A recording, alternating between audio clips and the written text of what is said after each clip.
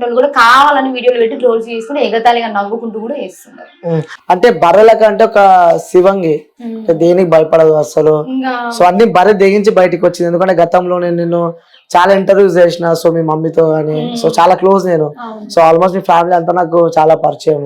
So కొన్ని సందర్భాల్లో కూడా సో మీ కూతురికి ఏమవుతుంది అంటే, మీరు అన్నారు ఒక మాట నాతో, నేను పోయినా నాలాంటి ఆడపిల్లలు మా అమ్మకు తోడుంటారని చెప్పి కూడా ఒక వీడియో నాతో అనడం జరిగింది. సో ఆ సందర్భాల్లో కూడా అంటే అప్పుడు మీకు అనిపించింది, ఎందుకంటే స్టార్టింగ్ టైం డిఫరెంట్ ఉంటది, సో ఎలక్షన్ ఎండింగ్ వచ్చినప్పుడు ఇంకొంచెం డిఫరెంట్ ఉంటది. సో టోటల్ గా ఎందుకంటే మీరు ఆ టైంలో చాలా వైరల్ అయిపోయారు, ఎందుకంటే చాలా మంది జనాలు క్రౌడ్ సో బీభత్సంగా అయిపోయారు ఆ క్షణాల్లో. అంతకు ముందు నుంచి అయినా చింటుకు మంచి ఫ్రెండ్. అంతకు ముందు నేను మిమ్మల్ని కలిసిన అసలు మీరు ఇంటర్వ్యూ తీసుకుందామని వచ్చిన మామూలుగా అక్కడ ఉన్న పరిస్థితి మీరు చూసి ఇంటర్వ్యూ తీసుకోకుండానే వెళ్ళిపోయారు. మీకు అర్థమైంది ఆడ పరిస్థితి. ఇంకా మీరు అర్థం చేసుకున్నంత అందరు అర్థం చేసుకుంటే నా మీద ఇంత నెగిటివ్ ఉండేది లా. సో చాలా కొన్ని ఛానల్స్ కూడా బర్రెలక్క అలియా శిరీష అనే వ్యక్తి కూడా ఫేమ్ కోసం అంటే యూట్యూబ్ ఛానల్స్ ని అంటే కొన్ని చిన్న చిన్న యూట్యూబ్ ఛానల్స్ ని కూడా దూరం పెట్టి కేవలం ఒక పెద్ద ఛానల్స్ కి లైక్ శాటిలైట్స్ కానీ లేకుంటే ఇంకొంచెం హైప్ ఉన్న ఛానల్స్ కి ఇంటర్వ్యూస్ ఇస్తుంది. అంటే మేము అంత చీపా అంటే ఒక యూట్యూబ్ ఛానల్ ని కూడా అంత చీప్ చేస్తుంది బర్రెలక్క. ఎవరిని చీప్ చేయలేదు. ఎవరి ఒక చిన్న పిల్లగానికి ఇచ్చే రెస్పెక్ట్ చిన్న పిల్లగానికి ఇవ్వాలి. ముసలి ఎవరి టాలెంట్ చిన్న పిల్లగాడు అనుకుంటాం, మనకు తెలియని విషయం మనకు చాలా తెలుస్తాయి. పెద్ద అయినా ఆయన తెలుసుకోవడం మనకు చిన్న ఏజ్ వాడు తెలుసుకోలేము. ఎవరి ఛానల్ వాళ్ళదే, నేను వాళ్ళకి ఇంటర్వ్యూ వీళ్ళకి ఇంటర్వ్యూ అని కాదన్న. అప్పుడున్న పరిస్థితిలో నేను ఇవ్వలేకపోయినా. నాకు తక్కువ టైం 7 రోజులు ఉన్నది. 7 రోజులలో ఒకటి మా తమ్ముడి పైన దాడి, ఇంకోటి పర్మిషన్స్ లేదు, మొత్తం గట్టిగా ప్రచారం చేసిందంటే 5 రోజులు. 5 రోజులలో ఒక్క నియోజకవర్గం తిరగడం అంటే కొంచెం కష్టమే కదన్న. సో ఆ టైంలో నేను ఏ ఛానల్ పెద్ద ఛానల్ చిన్న ఛానల్ అని కూడా నేను అనుకోలేదు. ఏదో అట్లా అయిపోయింది. అనేటోళ్ళు అంటారన్నా, నువ్వు సత్య హరిచంద్రుడినే ఇట్లా చేసిరు నెగిటివ్, అవునా కదా? గాంధీ అంత పెద్ద వ్యక్తిని గాడ్సికి నచ్చలేదు. అట్లా అంటే నేను అందరికి నచ్చాలని అయితే రూల్ లేదు. సో నచ్చిన వాళ్ళు లైక్ చేస్తారు, నచ్చిన వాళ్ళు ఏమన్నా వేసుకొని పట్టించుకోవాలి. తెలుసుకోవాలి. ఎలక్షన్లో అయితే నేను ఒక రకంగా బండలేక మారిపోయినా. అంత ఘోరంగా మాటలు, కొంతమంది నెగిటివ్, అసలు వాళ్ళ కంటెంట్ కోసం మాట్లాడతారు కూడా. ఇంకా అది కూడా బాధ. చీ అమ్మ వాళ్ళు నాకు అనిపించింది చూడన్న, వీళ్ళ కంటెంట్ కోసం ఇంత గలీజ్ చేయాలా మనుషులని. ఇంకా ఎవరి జీవితాలని ఆగమైపోయి. ఒకవేళ నేను చచ్చిపోయిండే నువ్వు చింటూని పిలిచి ఇప్పుడు అడగవు, నేను రూమ్ లా సూసైడ్ అయ్యడం అంత పోయింది. సూసైడ్ మరి జీవో నెంబర్ 46 వల్ల ఎంత బ్లేమ్ చేసి తెలుసు అన్న. ఆ వీడియోలో చూడండి, జీవో నెంబర్ 46 అంటే ఏందని లేనే లేదు. అక్కడ ఉన్నటువంటి కొంతమంది మాటలు ఇన్ని నన్ను అంత గలీజ్ చేసిర్రు.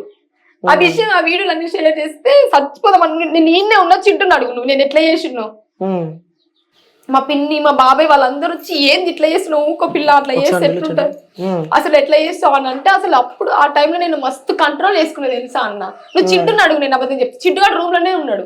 నేను నుంచి వెళ్ళిపోయినాక రూమ్ లో ఉన్న తర్వాత ఇవన్నీ అసలు వీడియోలన్నీ నెగిటివ్ గా ట్రోల్స్ చేసి ఇంకా గలీజ్ మాటలు తిట్టి ఇవన్నీ చేసరికి నాకు షేర్ చేస్తుండే మా ఫ్రెండ్స్. అంటే ఆ వీడియో చూసినప్పుడు కూడా మీరు సడన్ గా వెళ్ళిపోయారు ఇట్లా చైనూకి కూడా. నాకు కోపం వచ్చిందన్న. మరి ఇప్పుడు నీ మనసులో ఉన్నాయి, నువ్వు అడుగు, నేను చెప్తా. ఎవరో చెప్పింది ఎందుకు వింటావు? నేను వచ్చినాక కూడా అక్కడ ఉన్న కొంతమంది వ్యక్తులను ఇంటర్వ్యూలు తీసుకుని నెత్తుల మీద ఎందుకు రుద్దుతారన్న? నువ్వు టాలెంట్ సరే, నువ్వు PhD చేసినావు, ఏ చేసినావు, నువ్వు నామినేషన్ వేసి పోరాడాల్సిందే. ఆఫ్టర్ ఆల్ డిగ్రీ చేసిన నామినేషన్ లేదా? ఆఫ్టర్ ఆల్ డిగ్రీయే. నేను ఇంత ధైర్యం, నువ్వు PhD PG చేసినావు, నువ్వు మళ్ళీ నీకు ఎంత ధైర్యం ఉండాలి? ఇప్పుడు మీరే తత్తుల్లాగా మారుతుర్రు.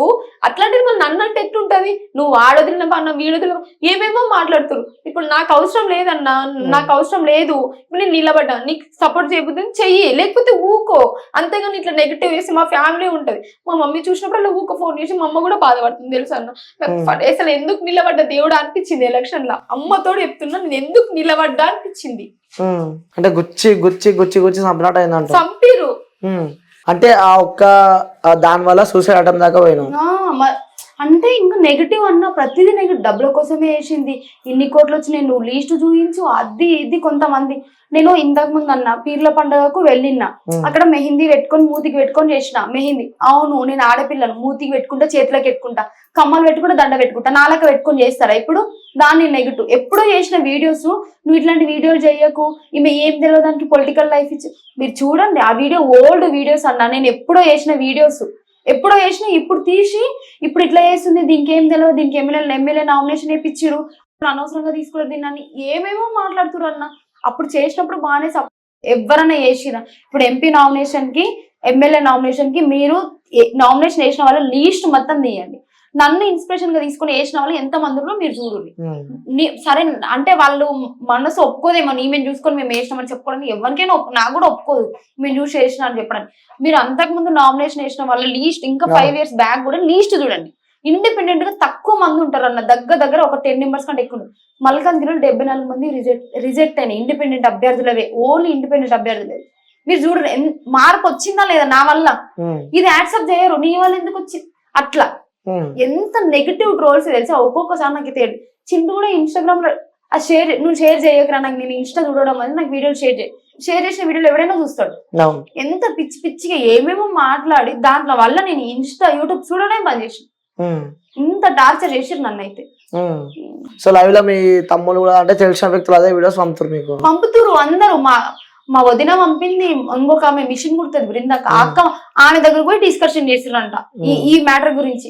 అంటే ఏం తెలియదు అమ్మా ఎందుకు వేసిన అనవసరంగా అని చెప్పి అనిపించింది. తెలియదు నాకు వేసిన, మరి అన్ని తెలిసిన ఏనికి ఎందుకు శాత కాలేదన్న. ఇప్పుడు సరే నాకు ప్రయత్నం చేసిన నేను, నా ప్రయత్నం వల్ల మార్పు వచ్చిందా లేదా, ఇప్పుడు మళ్ళీ వాళ్ళు వేసింటే సరే, వాళ్ళు వేసింటే అయిపోతుంది కదా. ఫుల్ టాలెంట్ ఉంది, ఆకాశం అంత భూమి ఎంత టాలెంట్. మరి వాళ్ళ టాలెంట్ ఇట్లా ఇది ఏదో ఒక కాకుండా ఎందుకు పెట్టుకునేది ఒక మాట. నువ్వు డిబేట్లకు రా, ఆడికి రా, ఈడికి పిలిచి అవమానించడం నన్ను. నేను ఎక్కడన్నా ఏమన్నా నిరుద్యోగులకు సంబంధించిన ఏమన్నా ధర్నాలు ఉంటే నేను వస్తుంటే తీసుకుంటలేరు, నువ్వు రావద్దంటారు డైరెక్ట్ మెసేజ్ చేస్తూ, నువ్వు రాకు, నువ్వు వస్తే నువ్వు హైలైట్ అవుతున్నావు, మేము ఎంత చేసి వేస్ట్ అవుతున్నాం అని చెప్తారు డైరెక్ట్ గా. కొంతమంది ఫేస్ టు ఫేస్ చెప్తారు, నువ్వు రాకు, నువ్వు ఇప్పుడు రీసెంట్ గా వచ్చి హైలైట్ అయినావు, మేము ఎప్పటి నుంచో ధర్నా చేసి మమ్మల్ని హైలైట్ చేస్తలేరు, నువ్వు ఎందుకు వస్తున్నావు అని. అది ఏదో అదృష్టం కొద్దీ వేసేసిన, నేను కోపంతో అదృష్టం కొద్దీ హైలైట్ అయినా. నాకు నిజంగా తెలియదు అన్న ఇంత హైలైట్ అయితే, అమ్మతో నాకు తెలియదు. ఇన్ని ఛానల్ ఉంటాయి, ఇన్ని ఛానల్ ఇంటర్వ్యూలు తీసుకున్నాను నాకు తెలియదు అప్పుడు వరకు. ఏదో కొన్ని ఛానల్స్ తెలుసు, ఇక్కడికి వచ్చినాక ఇన్ని ఛానల్ ఉన్నాయని కూడా నాకు తెలిసింది. అప్పుడు చేసింది ఏదో చిన్న పిల్లను పెద్ద పిల్లను వేసింది, దాన్ని వేసింది ఊకోదు. దానికి నెగిటివ్ గా కారు కొన్నా, 20 లక్షల కారు కొన్నానంటే నాకు వచ్చిన 20 లక్షల కారు కొంటే ఎలక్షన్ లో ఎవరు డబ్బులు ఖర్చు పెట్టిండు, వాళ్ళు పెట్టిరా? ల్యాండ్ కొన్నా. ఈ చూడన్నా మా పేర్ల మీద చూడు, నువ్వు ల్యాండ్ ఏడో ఉంది నా పేరు మీద ల్యాండ్, ఇవి ఉంది అది ఉందని మాట్లాడితే నేను సరే వచ్చిన డబ్బులు అంటారు. అంత ఈజీగా నేను చెప్పిన 8 లక్షలు పడగానే అకౌంట్ లో ఫ్రీజ్ చేసిరు. నేను బ్యాంక్ కాడికి పోయినా, దాని విషయం కూడా బ్యాంక్ కాడ కొంచెం లేట్ అయింది. బ్యాంక్ కాడికి పోయి అకౌంట్ ఫ్రీజ్ అయింది, మీరు పోయి కొల్లాపూర్ SBI బ్యాంక్ లో అడగండి, బర్రెలకు అకౌంట్ ఫ్రీజ్ అయిందా నేను అబద్ధం చెప్తున్నా అనుకుంటున్నాను, మీరు పోయి అడగండి. నేను గంట సేపు కూర్చొని అకౌంట్ తీపిస్తే మళ్ళీ ఎమ్మటే ఒక 1 hour తర్వాత మళ్ళీ ఫ్రీజ్ అయిపోయింది. మీరు వెళ్ళండి కొల్లాపూర్ వెళ్ళి నా గురించి అడగండి, బర్రెలకు వచ్చింది అది ఇంతకు ముందు అకౌంట్ ఫ్రీజ్ అయింది నిజంగానే అయ్యిందని అడగండి. నేనంటే అబద్ధం, వాళ్ళు కూడా అబద్ధం చెప్తారు. వాళ్ళు కూర్చున్నారా ఎందుకు అయిందిరా మంచిగా వేస్తున్నావు నువ్వు, ఇలాంటి టైంలో ఏంది ఇట్లా అవుతుంది, ఎంతో కొంత హెల్ప్ అవుతుంది కదంటే ఇట్లా చేసి ఏందని కూడా వాళ్ళు పాపం బాధపడి తీసేసి ఆ స్కానర్ ఇట్లా పని చేయకుంటే కొత్త స్కానర్ క్రియేట్ చేసి మరి ఇచ్చిర్రు. తర్వాత మళ్ళీ గంటల్ని ఆ రోజు కాడికి ఫ్రీజ్ అయిపోయింది, మళ్ళీ ఈవినింగ్ వరకు ఫ్రీజ్ అయింది, అమౌంట్ డబ్బులు పడలేదు. ఫోన్ చేసి అమౌంట్ వేద్దామంటే అక్క అయితలేదు. ఇంకొంతమంది నమ్మలేదన్నా, సరే మీ అకౌంట్ నెంబర్ పెట్టి వేరే వాళ్ళు కూడా తీసుకుంటారని అట్లా కూడా భయపడి ఇంటికి వచ్చి మరి కొంతమంది ఇచ్చిన వాళ్ళు కూడా ఉన్నారు. నేను ఓపెన్ నాకు ఇంత డబ్బు వచ్చింది నేను ఒప్పుకుంటున్నా అన్న, మీరు చూసిన కాడికన్నా ల్యాండ్ కబ్జాలు చేసి దొబ్బి తిన్నోళ్ళు ఉన్నారు, బ్లాక్ మనీ అని చెప్పి దొబ్బి కళ్ళ ముందలా కనబడుతున్నాయి వాళ్ళకు. వాళ్ళ డీటెయిల్స్ అడగండి అన్న, నీకు ఎంత డబ్బు వచ్చింది, నువ్వు ఎంత ల్యాండ్ కబ్జా చేసినావు, ₹1 అడగడానికి దమ్ము ఉండదు. ఇట్లా నేను సడన్ గా హైలైట్ అయ్యేసరికి ఓవర్ వాళ్ళకి నన్ను హింసిస్తురా అంటే నాకు వెనకాల గట్టి వేరే వాళ్ళు ల్యాండ్ కబ్జా చేసేందుకు గట్టి ఉంటారు వాళ్ళ వెనకాల పెద్ద పెద్ద లీడర్లు, వాళ్ళని ఏం చేయలేరు, నాకు ఏది వెనకలేదు, నేను హింసించి నాతో పాటు నా ఫ్యామిలీని కూడా ఇబ్బంది పెడుతుంది. ఎందుకు ఇట్లా ఇబ్బంది పెట్టాలి? సరే మీకు ఇష్టం లేదు, నువ్వు నిలవడకని చెప్పు, నేను నిలవను కదా, సరే ఇంకా వాళ్ళ కోసం అన్నా బతుకుతా, నేను నార్మల్ గా వాళ్ళ కోసం అన్నా బతుకుతా. ఇంకా ఇంత ఇబ్బంది పెడుతుంటే నేను ఏదో వేసి మళ్ళీ స్టార్టింగ్ మంచి వ్యక్తులు అన్న, మేధావులు కూడా ట్రోల్ చేసి వాళ్ళకి తెలియదా అన్న. పెద్ద ఒక ఆయన చాలా మంది మేము ట్రోల్ చేసాను, నా మీద వేసిండు. సరే నాకు ఆ వీడియో షేర్ చేసింది ఒక అక్కనే, మేధావి అక్క కూడా మంచి అక్క, నేను ఇట్లా చేసిన నువ్వు కౌంటర్ అంటే చూసిన, సరేలే నాకు నేను అట్లా అనిపించిందేమో చేసిన, దాన్ని కూడా సరే నువ్వు నెగిటివ్ ట్రోల్ చేసినా నేను ఒక్కడు కూడా రియాక్ట్ అవ్వాలి. ఎందుకు రియాక్ట్ అవ్వడం, వాళ్ళకి తెలియక చేసిండు, నేను తెలిసి ఎందుకు రియాక్ట్ అవ్వడం అనేసి ప్రతి దానికి ఏం రియాక్ట్ కాలేదు. నెగిటివ్ చేస్తే హైలైట్ అవుతాం అంతే. ఇలాంటి నెగిటివ్ ట్రోల్స్ ఎక్కువ వస్తున్నాయి అంటావు, ఘోరంగా. సో ఈ ట్రోల్స్ వల్ల కూడా సూసైడ్ దగ్గర. ఓకే, సో లైవ్ లో మీ తమ్ముడు చింటూ అన్నావు కదా, సో చింటూ ఒకసారి సో వ్యూయర్స్ ఇప్పుడే చెప్పింది శిరీష కూడా లైవ్ లో చెప్పింది, సో మా తమ్ముడు కూడా అడుగుమని చెప్పి సో వాళ్ళ బ్రదర్ ఉన్నారు మనతో, వాటితో కూడా మాట్లాడదాం. తర్వాత వాస్తవం ఏం జరిగింది? అయితే అప్పుడు ట్రోలింగ్స్ అవుతున్నాయని చెప్పి మాకైతే బాగా డిప్రెషన్లోకి వెళ్ళిపోయింది అన్న. అయితే సూసైడ్ అట్లా అట్లాంటి ఇప్పుడు చేసుకుందామని చెప్పి పోయిందనమాట. ఇంకా మేమేమి ఉండే ఆపినాము, ఎందుకులే అవుతుండే ట్రోలింగ్స్ అవుతున్నాయి మేము ఆపినాము. సో వాస్తవంగా సూసైడ్ దగ్గర పోయిందాక పోయిందన్న. ఏం చెప్పింది ఆ రోజు మీతో? అయితే ఫోన్ చేసి నాకు చింటూ ఇట్లా బాగా ట్రోలింగ్స్ అవుతున్నాయి, బాగా అసలు నాకేం ఇది మూడు అప్సెట్ అవుతుంది చింటూ, బాగా ఇబ్బంది వీడు ఆ అవుతుంది. రోజు ర్యాపిడోకి పోయినాడు. ర్యాపిడోకి పోయిండు. అంటే ఒకటే దగ్గర ఉన్నాం నేను వీడు. ఎలక్షన్స్ అయిపోయినాక వీడితో నేను రూమ్ తీసుకొని ఉంటున్నాను ఇప్పుడు హైదరాబాద్లో. వీడు, నేను, ఇంకా వీళ్ళ ఫ్రెండ్ ఒక అబ్బాయి.